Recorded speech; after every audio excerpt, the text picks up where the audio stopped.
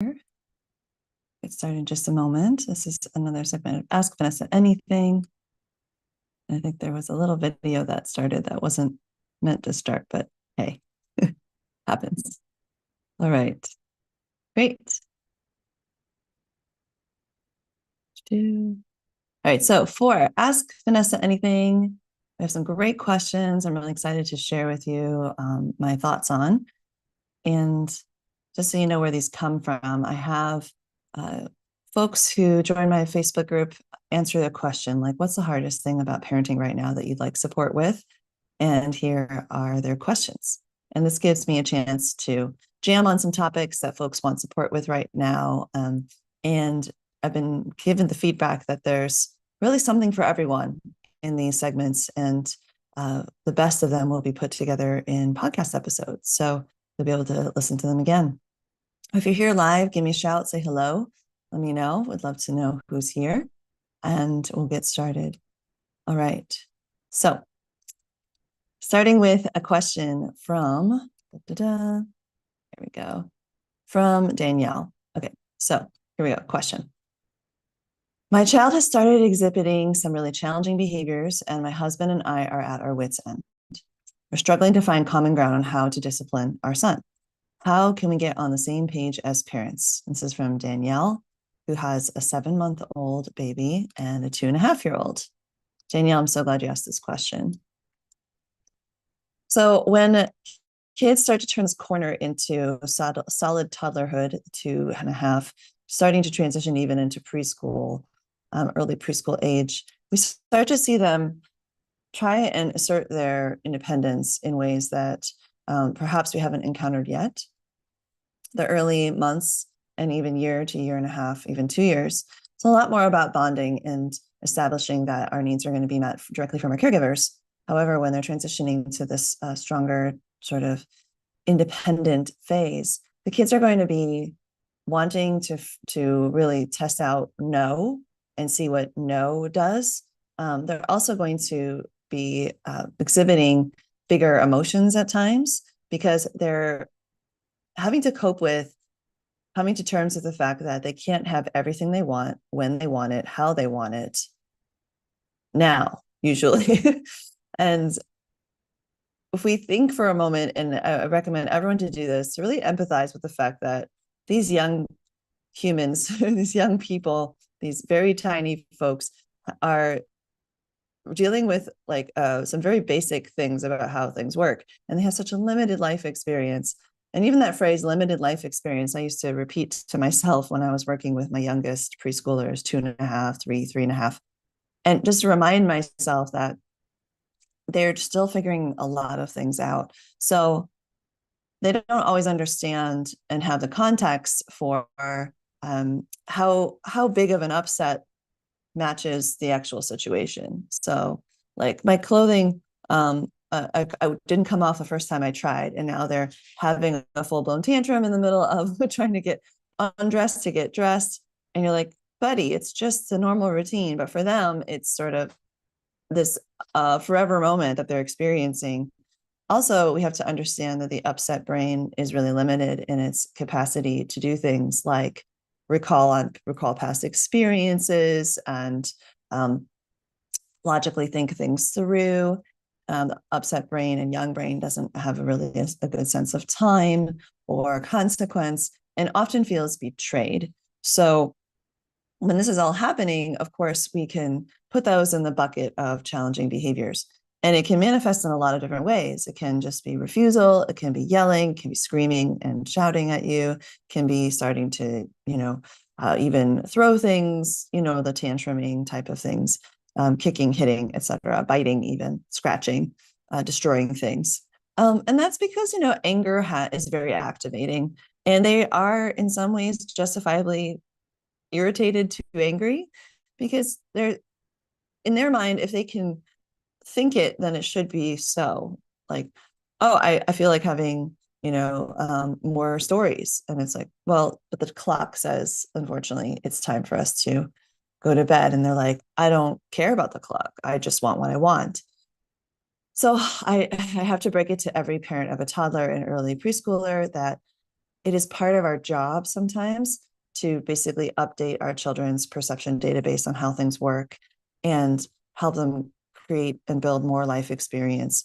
And we do that by giving them what I like to call a reasonable response from the environment, where, with love, with firmness, with kindness, all of those combined, we support them with the emotions that come up and not make those wrong, and help them understand that some things are the way they need to be. Like, for example, the can't pause time. Oh, we wish we could stop the clock and just read as long as we wanted to. Unfortunately, that's not how time works. And that's not how bodies work. Like, we need to get our rest. So we do need to wrap up. And this is our last book. And being able to gently and firmly and calmly help them understand how things work. And when I frame things that way, rather than good behavior, bad behavior, it really helps me to stay more in that zone of growth and development with the young ones. And also knowing that just because a child is upset doesn't mean you're doing it wrong. I think that's really important, because at these early years, often upset is even sometimes a symptom of learning a hard lesson, and even of stretching into an area of growth where, perhaps they would be even kind of delayed in that area if we were to, like, for example, give in to their demands when they're tantruming, or not stick to bedtime and do make it their will that, or their wish that, bedtime can be extended just because they're in a mood, So there's some ways that we can deliver this that is so calm and kind that I love helping parents with. And that's something I would be pointing you towards first, is wrapping your head around these sort of perspectives. And when you're trying to find common ground to get on the same page as parents, usually you want to point to the same north. In other words, like, what is our goal ultimately? And here, the one I'm suggesting or offering to you is growth, right? We want our child to learn, and we also want them to learn at a developmental pace that's appropriate. And if this is your first time parenting a toddler, it can be hard to know what is that level of expectation that is fair and that your child could actually have some success in reaching. And that takes some trial and error, but there are also some sort of developmental norms that you can aim towards first. And that's where someone like me, or my coaches on my team could be really helpful, or someone in your world who's an expert and has had some time with this age group and can give you a sense of that. You can even go to your child's teacher or care provider if they are having good luck with your child.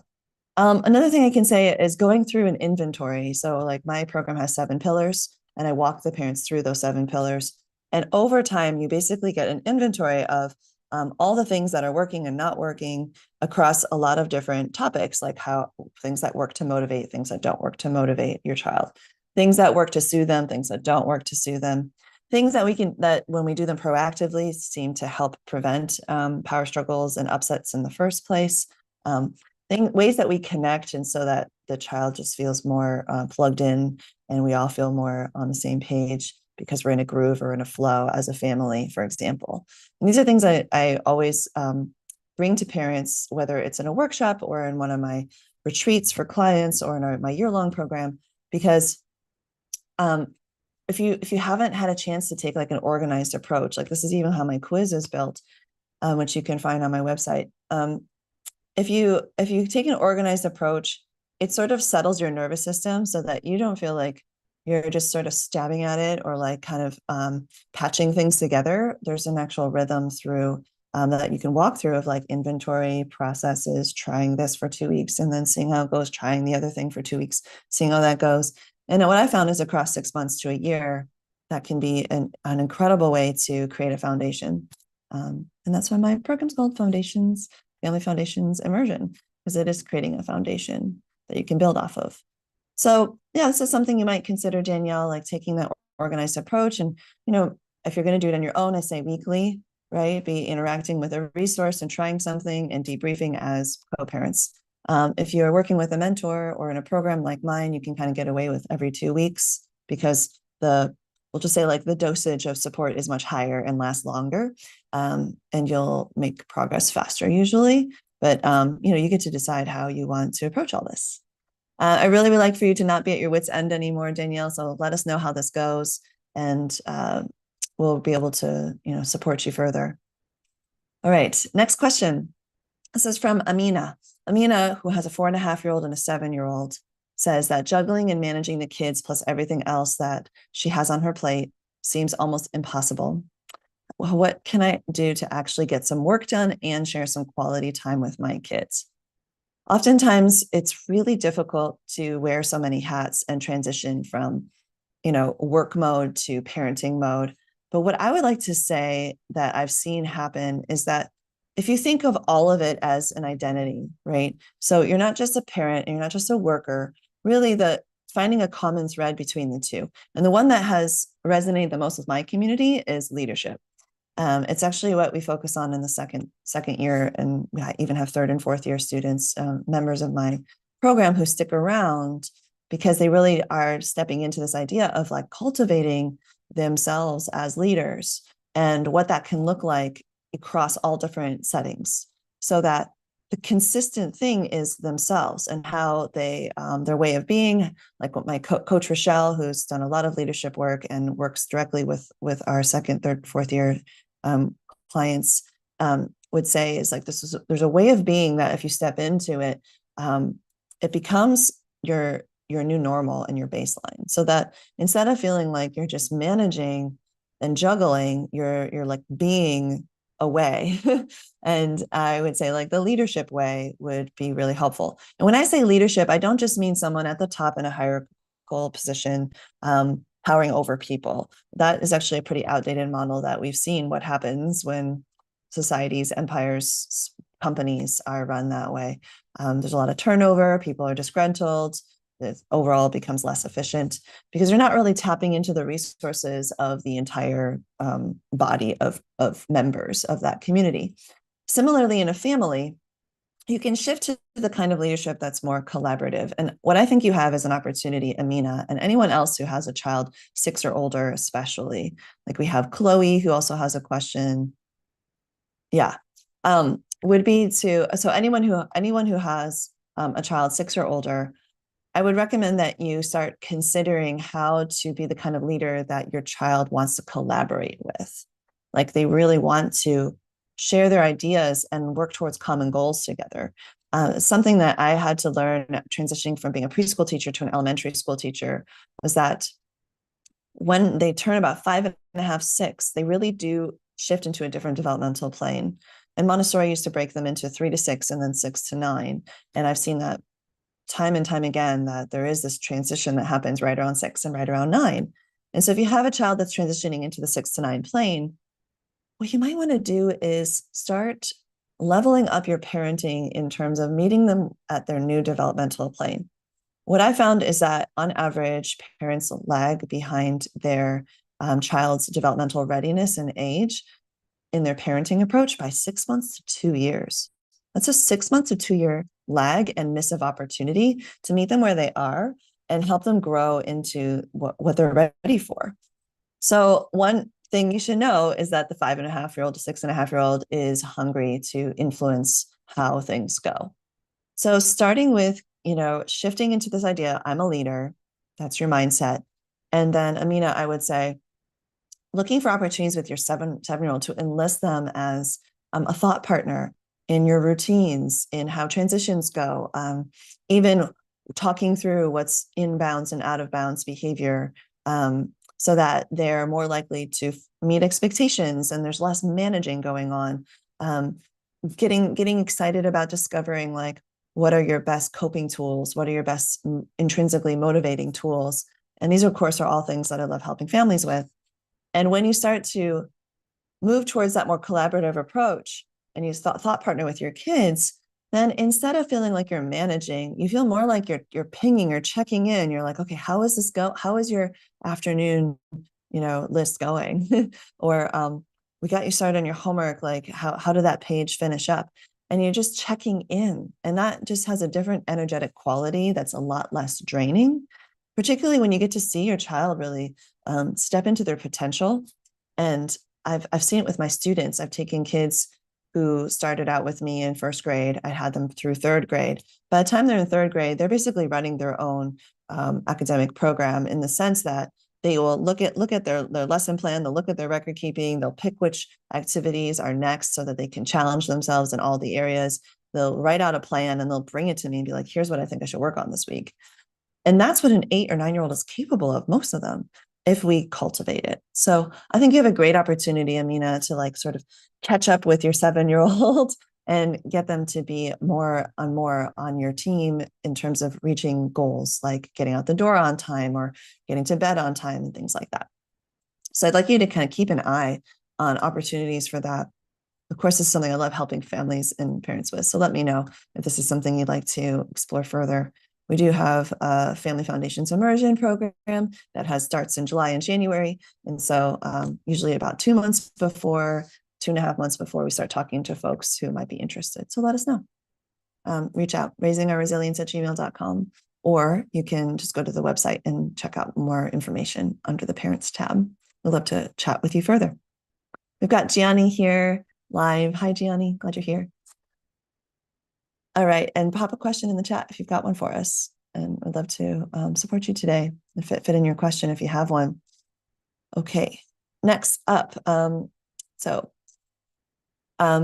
Yvo asks, can you share some strategies for emotional regulation for myself and my child and disciplining my daughter in a loving way? And this is for your 2.5-year-old. What I love about this question is that you're already thinking about how to make sure that both yourself and your child have tools and strategies to regulate your emotions. That's a really smart move. As I've mentioned in some other Ask Vanessa Anythings and in some of the podcast episodes, like you can go look at the emotional regulation episode from season 1 with Coach Catherine Dunn. Also, when I interview client Sarah Kowalski, we talk a lot about how we model and how powerful that is. I would love for you to hear her story. What we can think about here is really tapping into the mind and the body, and then also kind of like the habit building that we can create around emotional regulation. And one last component would be like the physical environment. So you have prompts in your environment. So let's see, starting with your body. So oftentimes, I'm just going to speed you forward. By the way, there's 6 calm down strategies. There's a guide that I'd love for you to go to my website. It's right at the top. Says Claim My Free Calm Parent Guide. And there's 6 strategies there. And it's just going to share a couple of them. But for those of you who want to go further with this, I really recommend you grab that and just go ahead and hop on my list and get updates about different things coming up. So what the top skill that I saved for last in the guide, so spoiler alert, is being able to tune into your senses enough, whether that's like the sort of what's happening in your body or using your senses to sense what's happening around you, just enough to shift gears into more of an observation mode and build in a pause. Because when we add in awareness, it's one of the most powerful things that we can do to become more masterful of the moment. Because oftentimes most people are very, pretty reasonable with their kids and have ideas when they're calm and when they're well resourced, but those moments can be few and far in between. So of course, I want you to keep working on things like maybe meditating or having your own self-care practice where you deeply rest or journal and do these kinds of things. However, more often than not, parents of young children are stretched, especially if they're working, especially if they've got a lot of household responsibilities. They have multiple kids or parents they're taking care of. There's so many things that can be on our plate. So please don't wait until you're calm to work on your emotions. Actually, I would start to reframe your dysregulated moments as opportunities. And I had to do this. So when I started out as a preschool teacher, I was a pretty dysregulated, highly sensitive person. I can see that now looking back because my baseline is so different than it was back then. And I remember having some breakthroughs around it. But before I did, I would easily get as upset as the child was. So a child would start screaming and I would feel like internally I wanted to scream, or I would feel very stressed. I would start to sweat. I would start to sort of have panicked thoughts. I would start to think like, what did I do to my life? Why am I doing this? Why am I here with this child who's screaming? Did I really choose this? Right. So all these things that can come up for us. So what I can say though is that I really practiced on building in a pause. And when I did that, it was like a whole part of my brain became accessible again. And then I was able to make really good choices because when you're more regulated, when you have that pause, you have the opportunity to use your full facilities and actually pull on memories and actually remember the new strategy that you're trying right now. So the guide has, 5 other strategies like breathing tools, tense and release tools, how to bring in some humor, redirection, etc. Um, and the only way you can access those tools is to have that pause. So, what is your way in to having a pause? Some people, it's a thought, like they have a thought they say to themselves. Like for me, I was like, focus on the growth was really helpful for me, so that I didn't take kids upset personally. Another that was really helpful for me was the 4 square breath. I've always liked that one. I still use it to this day, where you breathe in for 4, hold for 4, exhale for 4, and then hold out for 4. It gives your mind something to focus on with the counting. You can even make a square on your palm, which feels nice as you go breathe in for 4, hold for 4, exhale for 4, hold for 4. It also slows you down, and it's the hold that's really different. That kind of brings your awareness to your body, which then can expand to awareness of your emotional state, your psychological state, other physical symptoms. And all of that builds in enough of a pause for you to then maybe choose how you want to respond. I've even said to myself, choose a response, don't react. I've said that to myself in the moments that test my patience the most, that stressed me out. And it took me 6 months to 2 years, I'll just be totally honest, for this to just become the new normal where I don't even have to talk to myself. I just sort of do it and then I stay calm. And eventually, what happens if you practice this enough is you don't even get upset in the first place, 9 out of 10 times. And once I got there, I knew I had the right career because I was like, oh, I've grown. Like I'm a better person now in terms of my own self mastery and self awareness and ability to be with different folks in different emotional states. I do a lot of sort of crisis management for families. I also help folks, who just need to let it out and be real about how they're feeling about their parenting and about how things are going in the classroom, for example. And I have this great capacity now, not just for children, but professionally, to be around dysregulated people because my regulation is so steady. And that's the gift of raising young children. So I would say play around with the ones in the guide, but focus most on the pause. See if you can find your way into your own version of the pause. I do a lot of self-talk and breathing, you might have noticed, but you might have something else. And so I would say explore the tools in the guide, see if one of them gets you into that pause better. This is something I love teaching, and we work on for 3 days in my emotional mastery weekend with my clients in the year-long program. And then we even spend 2 other months of the year just on these tools, doing things like building a calm down corner with our kids, teaching them the science behind their emotions, making sure that we've resolved any stories that we have around anger, sadness, and fear, or glee, which can be like frenetic joy, can be a lot for us all as well. So I would say this is like the beginning of a journey, and try and embrace the fact that there's a long road ahead, and that what you get on the end of it though is incredibly satisfying and actually helps you to relate to people better in all kinds of environments, not just at home. So that's what's coming up for you.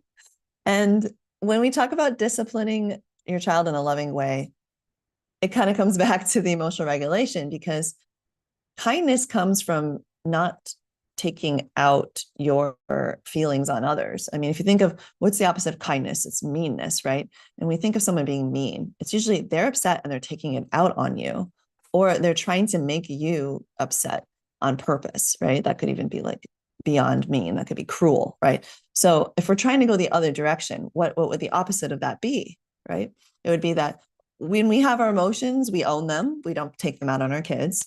We don't make it their fault that we're upset. We can still give them a strong response from the environment of it's not okay to hit, but we don't have to do that with anger necessarily. We can let them know we're not happy, but we don't need to yell at them or grab them, right? And that helps them understand that when we have anger, we need to do something constructive with it instead of harmful with it, for example, right? So I would say working on your own emotions is going to take you really, really far. And then I would come back to this idea of focusing on their growth, where if you're going to discipline them, it's really truly like, and I would check this out with a professional, perhaps like a preschool teacher, someone like myself, like one of my coaches, and just make sure that the limit or the expectation or the discipline that you're enacting really is age appropriate and within reach for your child. So it's fair. And then once you've established that this is fair, hold that line with love, saying, like, this is good for them. This is good for them. This is something they need from me. They need this from their environment to learn and grow. And I've seen this work wonders. And I really do recommend that you check out Sarah's interview in particular that's releasing on Monday. It's going to be one that's really informative because she held a line with her son. And within a few times of doing that, they were able to move on from sort of a physical issue where he was like coming after her. So I want you to check that out. All right, next question. Love these questions. It says, let's see, Alyssa. Okay, here we go.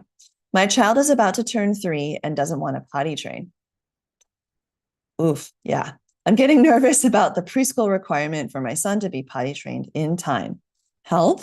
Question mark, exclamation. Okay, Alyssa, with your 3-year-old. So a child that doesn't want to potty train. So here's the thing. When we start to potty train, sometimes we go straight for it and kids respond well. Other times we have to take a more subtle approach because kids at 3 can take anything that they're being told to do as an initiation of a power struggle. And not just at age 3, but especially at age 2 and 3. And I would add, especially if it has something to do with their body. Because if you think about where do kids have the most power and control? It's over things that either go in or come out of their body, right? Whether it's food or potty, right? Even just getting their face wiped, they have a lot of control over their body, right? Or whether they're going to take their clothes off to get in bath or not, that's where they tend to assert and we have a lot of power struggles. So the first thing I would do is try to do everything you can to connect before you direct, and make sure that you're kind of in this flow state of, hey, we're doing something together and I make suggestions and you try them and you make suggestions and I try them. And like, now we're going to do this thing, right? Now we're going to go sit on the potty and see. And let the routines be the boss as much as possible. So like, I don't want to go potty. Oh, I don't want to go potty either. But clock says 4:30 or whatever it is. Right? And it is time to go sit on the potty so that we can get ready for the next thing, right? And I have been in preschool environments as a consultant, but also as a teacher for 5 years, where potty training was alive and well. We were doing it every day, and also observing and supporting toddler teachers. And there is this sort of no nonsense, like, this is happening. This is part of the routine. And also they're taking the pressure off of producing pee and poop and instead make the routine about sitting and seeing. Let's go sit and see, or let's go to the toilet and see what happens. That can be really helpful, because then you're not telling them that their body has to do a thing in terms of like letting go of urine, letting go of their bowel movement. You're just asking them to give the body a chance to possibly do something. And I would not make it wrong if you go and sit and see, and they're willing to at least do that and nothing comes out. Be like, okay, great. We sat and saw, and nothing's ready to come out. Okay. And then it could just be very gentle, very clear, like, okay, then we'll try again in about, before dinner or whatever. And let it be what it is. The other thing you can do is associate it with something really pleasant. And for a short period of time, you can do things like potty candy or little chocolate chips, those kinds of things. You can also really let them know and positively reinforce that it's so great that they're sitting and seeing, by like reading them a book or singing them a song or playing a little game that they really like. All these things are really reinforcing and positive ways to associate this time. And really get away from repeating over and over again. Like, did you go pee? Did you go potty? Do you need to pee? Do you need to go? You're like, that starts to really set up that power struggle. I like to show in workshops, for example, I'll put my hand up and I just have another person put their hand against my hand and I just push. And naturally, 9 times out of 10 or more, the person pushes back and they don't give any ground, right? They push back. And I say, what are you doing? And they always look a little startled that I ask them because, I'm kind of putting them on the spot. And they're like, well, you pushed my hand, so I pushed back. So, yeah. So guess what happens when we give our kids something to push back on? They instinctively push and get very positional, right? They don't want to let go of their position. They don't want to let go of ground. So if they're not yet on the toilet and you're saying, it's time to get on the toilet, let's go, let's go, let's go, then what position can they hold? Not getting on the toilet, right? So I would smooth that out as much as possible and less of a demand, more of a, this is what's happening, let's go. Okay. All right. And this fun thing happens when we get there. See what happens with that shift. And maybe though, Alyssa, this is something you've already tried and we need to dig deeper, and that's totally fine. I would recommend you possibly hop on my calendar and we could do it one of my 3-minute or 30-minute consults. It's a complimentary consult. And if you haven't had one in the last 6 months and you're at all open to being coached, consider hopping on my calendar and we can support you, or any of the people listening are welcome to go and claim a free complimentary parenting session where we'll go over some strategies and have you take the quiz and map out a learning plan for you as a parent, because I think parents deserve resources and insight into their development as much as our children and teachers do. It's kind of a missing piece that I like to offer in the community. And of course, we'll have a chance to see if it's a good fit to work together or have you hop into one of my programs with no obligation. All right, we're ready for the next one. So Chloe Farmer with a 6 and 8-year-old asks, my child struggles with following through and sticking with something when facing frustration. How do I help my child build resilience? You know why I love this question, because, my company is called Raising Our Resilience. It's exactly what we're here to do. So following through and sticking with something there isn't an easy fix to the frustration, and the giving up that can follow. What we can do though is we can build our child's sort of perception database, their the way that they look at, the way they feel about getting stuck, or getting into a moment of difficulty where there's friction between them and their goal, right? They have to wait in line. This part's trickier than the last part. I can't find the thing that I really need. And when I looked, I didn't find it right away. And now I'm kind of freaking out that I can't find the tool for the job. By the way, this is not just describing what children go through. How many of you are familiar with road rage, or people having tantrums in the grocery line, or perhaps quitting a job because the tools weren't there when they expected them to be? All kinds of ways that we can sort of give up and quit and throw our towel in. Now, I don't want to make all of that wrong, though. It's a very natural response. It's just that with kids, oftentimes the emotional reaction is reasonable given their limited life experience and the limited knowledge base. So oftentimes what parents will accidentally do is we'll make the emotion wrong, when really what needs to happen is we need to teach them how to move through that emotion and then help them update their perception database, their knowledge base, once they're calm. So 50 to, I'd say 80% of the power struggles that happen around, kids getting frustrated and giving up is that a parent will too quickly try to update their perspective before they've moved through the emotion. So what I say is, don't fight a feeling. Don't pick an argument with a feeling. Acknowledge that the feeling's here. Acknowledge something that makes sense about it. This is emotion coaching, by the way, a tool that I put at the top of the list for all of my clients for a reason. You find one thing that makes sense about it. Oh, well, no wonder you're frustrated. You were ready to move on to the next step and you couldn't find the right tool. And you thought you left it right there and it was gone. Well, that is frustrating when you're looking for something you need and it's not there where you expected it to be.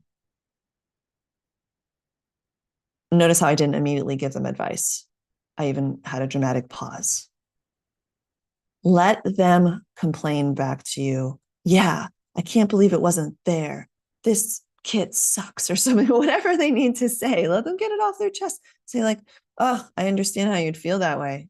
And just give them a moment to feel the feeling. Because here's what I know, especially about frustration, annoyance, anger, rage, all of it, really anger really wants to be seen and heard and really wants to have some sort of action happen. So with anger in particular, you might take some action. I would just move towards a more constructive action. Like, why don't we put this kit down for 10 minutes? We'll set a timer, right? It's not give up. Set a time. Let's take some space from this kit for 10 minutes and let's go do something that's, really enjoyable and see if we can then kind of gather ourselves and come back and see if we can't find this tool together, right? I'm here to help you. That is such a reassuring message. Also, it helps that activated anger know that action is going to be taken to address the root of the frustration. And then later, this is where the learning happens. Well, first of all, they've learned how to manage the emotion from you. Check. But the learning around updating their perception database around what is possible with kits and tools and missing tools and what you can do about it is that you can try to put it into some perspective, right? Do you enjoy this activity? Yeah. What do you enjoy about it? Right. And help them like say, look, I like tinkering. I like figuring it out. I'm thinking 6, 7, 8-year olds, right? It's really satisfying when it's done. I get to add it to my collection. I feel proud, right? So help them tap into the things that make this activity worthwhile. That alone can help move them towards motivation again, right? There's something that is good enough about this activity that they actually enjoy it. Or they can discover a preference, which is nothing's good about this activity. I've always hated these things. I don't know why I keep wanting to do it. And you can start to say, I wonder if there's a totally different activity that we need to do or a different approach to this activity that would make it feel less awful. And then you can start getting into some like what I would call competence hacks in my motivation model that I love to teach to parents, where we look at, okay, can we break this down into smaller steps? Should we take a different approach? Like maybe I start and you watch. Maybe we need to read the instructions more thoroughly, right? Maybe we need to get more organized about where we put our tools and actually get something that like a physical thing that's going to help us to keep it organized, right? I've been with a lot of creatives in my life in different capacities, whether it's a co-teacher. It seemed like everybody had an art degree for at one point that I was working with. And we had to build systems. And our kids as young as 7, 6, 8, they need systems too. So helping them get tactical and curious about what would make this a more enjoyable experience and more successful, you're going to head into more of a growth mindset space by default. Okay. So there's some of my top ideas without having more information, Chloe. All right, next question. My son struggles with feeling positive about himself. This is Kelly, who has a 10-year-old. How do I help him foster a stronger sense of self? Kelly, this is a great question, and it's such a big one. So I'm going to try to chip away at it a bit, but know that we can't cover the whole thing in just a few short minutes here. But I'll do my best to give you some essential pieces to roll with next. Okay, Kelly? All right. So when you say he struggles feeling positive about himself, I would be getting curious about in what scenarios does this break down? Does he not feel positive about himself? Like, where do you see that him hit the lower lows, right? Where it's really, really difficult for him to persist and keep going and feel like, it's worth it to continue pursuing something. Yeah. And it's connected to the last question in the sense of like maybe getting frustrated and giving up, right? But I want to think about this more, maybe a little bit more globally than just giving up on a task. I want to think about it more as when is he like actually saying negative things about himself, right? And I have a few clients that come to mind where this was the case. It was anytime there was any kind of public speaking or performing, that's when one child would be especially harsh towards themselves and kind of unrealistic actually about their criticism, self-criticism. Another when there's some kind of like perfectionism kind of coming in around a task that there's really only one right way to do it, at least in their mind, or maybe even by design. That's a time that can be really difficult for kids to navigate at a young age and be kind to themselves. Another is a more social, like when they're in a situation with peers and they find themselves comparing themselves to peers, feeling included or excluded, and everything in between. Those are some ways that, we want to pay attention to when kids are struggling to feel good about themselves. So is it more academic? Is it more like kind of like personal hobby land, or is it more social? Where is it showing up? And the first thing I'd have you do is really inventory when they're the kind of the harshest to themselves. And from there, we can start getting some clues. So we're just going to go down the perfectionism piece because this applies to a lot of folks and may apply to your child, Kelly. So perfectionism is something that does occur in childhood. And there's even a book that I refer to quite a bit in helping families identify which kind of perfectionism kids are leaning towards, whether it's, sort of this aggravated assessor perfectionism or some other style. And it's called Letting Go of Perfect. I've worked through steps with that book with my clients quite a few times.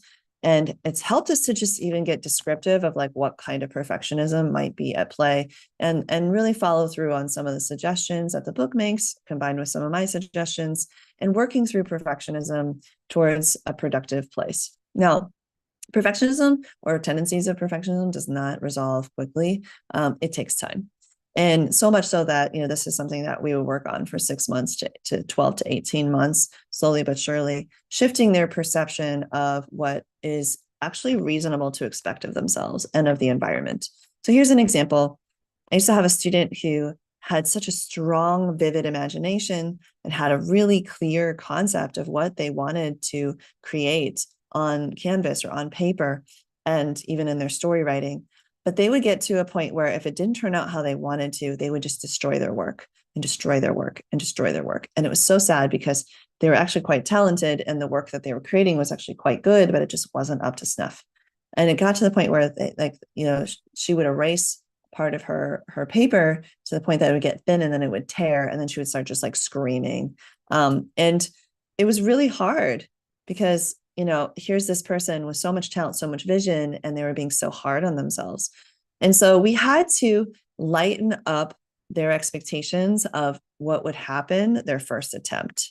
And so I started to share stories of accomplished artists, accomplished even athletes, accomplished professionals who are kind of at the top of their game, and share like how many practice shots it takes to become an amazing free throw shooter, for example, or how many practice canvases in art school did, some of the most talented cartoonists and painters, how many, drafts did they go through before they got to their final one? And I even brought in an author who I wanted to, that year when I had that student, I had her come in and just show her messy process and all of the redos. I said, please bring all of your stuff that you're not using in your final book, and then bring your final book.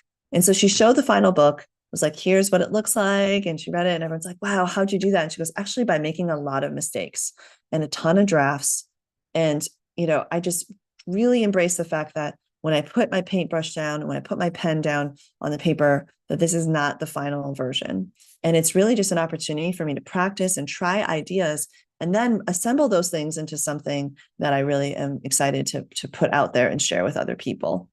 And so just working with even just one aspect of what could be going on around kids being down on themselves, whether it's perfectionism, or maybe they are truly having struggles with things like getting organized and executive functioning, or maybe they're having trouble reading social cues and, breaking into friendships. So we want to explore, especially when a child is over 8, 8, 9, 10, getting into the preteen and teen years.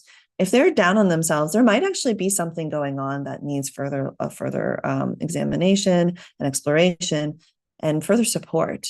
Not every kid, for example, knows how to start a conversation with their peers to successfully make new friends. Not every child knows how to organize their work so they're not constantly forgetting and losing things, and then they're really hard on themselves about that. And not every child understands that, you need to iterate to awesomeness. You're not going to be producing things perfectly every time. That was actually mine, by the way. I was an aggravated assessor. I was a perfectionist, and I've had to embrace the mess in the process of getting to the final product, and also not letting perfect be the enemy of good, or letting perfect be the enemy of done. I've heard both of those, and they both stuck with me in life.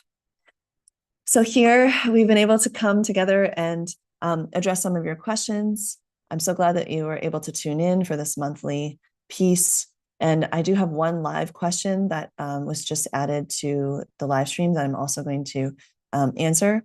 And if there's anybody else who has one, make sure that you pop it in soon because we're about to wrap up.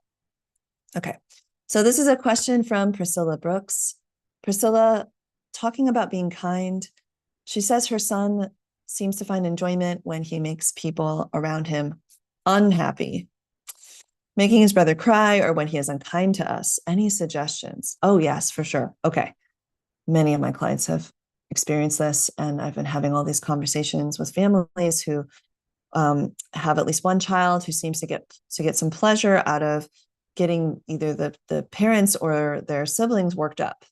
And so you're not alone, first of all, Priscilla. And if you have concerns about, oh my gosh, is my child being antisocial or something else, just know that you're not the only parent who's grappling with the trajectory of their child's social and emotional development around this question.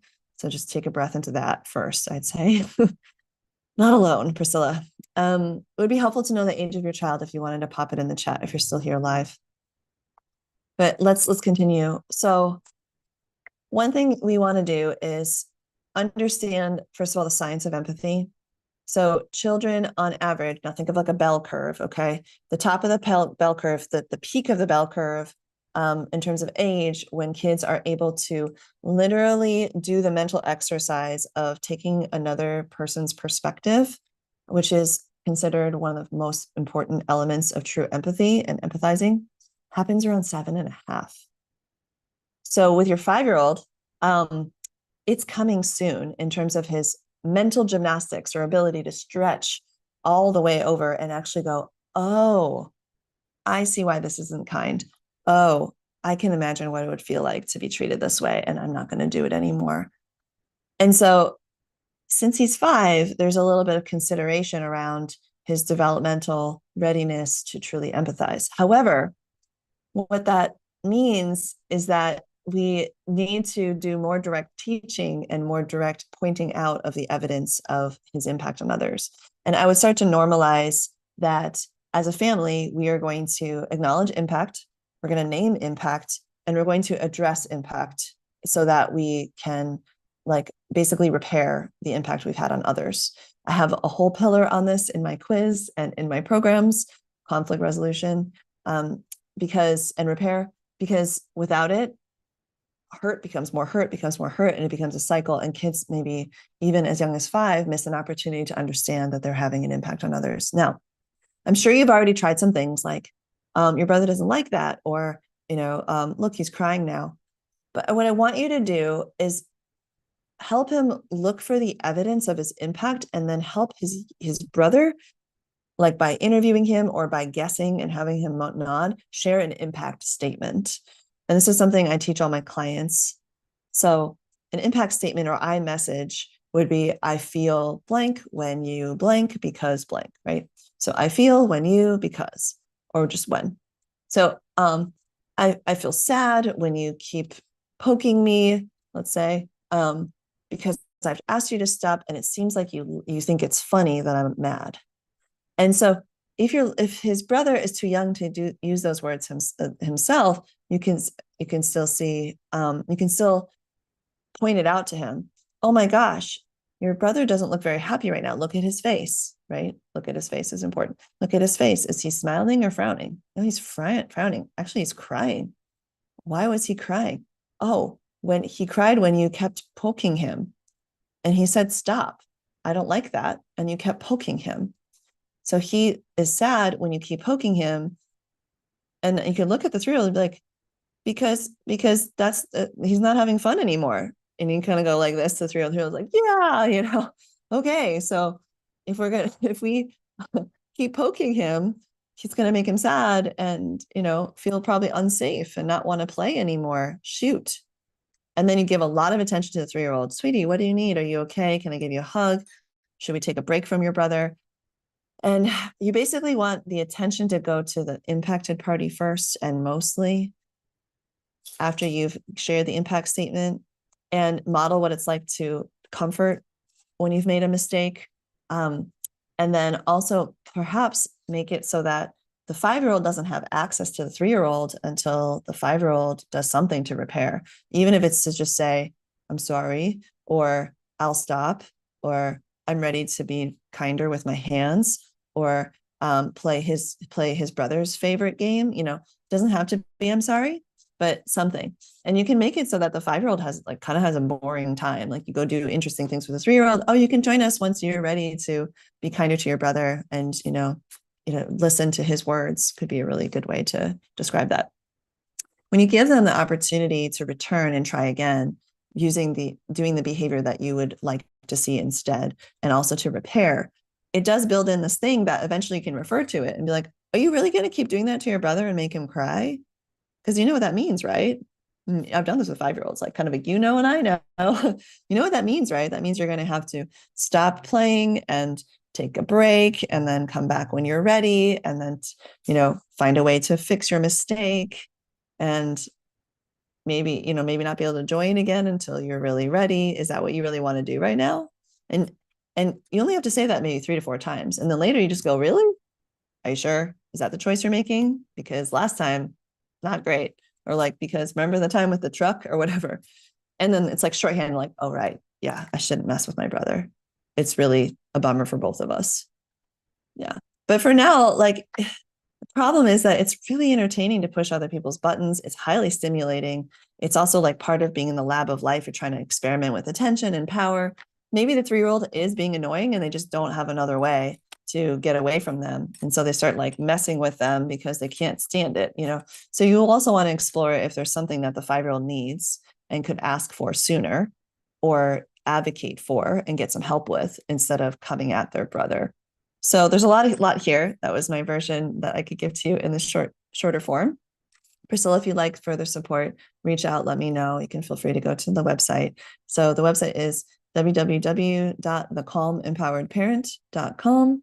Also, you can go to www.vanessacallahan.com. Feel free to grab your guide and to get on my calendar for a complimentary 30-minute strategy session, as well as a chance to take the quiz. So lots of ways to get further support. I'm really glad you showed up live. Priscilla says, thank you so much. You're so very welcome. And now we are ready to wrap up our Ask Vanessa Anything. Really glad to have many folks here listening live. I can see you on Facebook, that there are several folks. Gianni here on Zoom, others later on YouTube. Really fun to be together.